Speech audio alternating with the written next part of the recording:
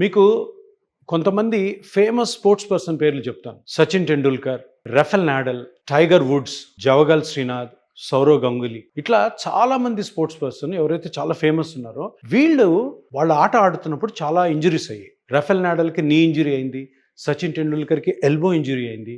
So వీళ్ళందరూ కూడాను ఎందుకు ఇంజరీస్ అవుతాయంటే వీళ్ళు ఒక 20 ఇయర్స్ వాళ్ళ కెరియర్లో వాళ్ళ బాడీ పార్ట్స్, వాళ్ళ జాయింట్స్ని విపరీతంగా వాడేస్తారు. 15 ఇయర్స్లో స్టార్ట్ చేస్తారు గేమ్స్.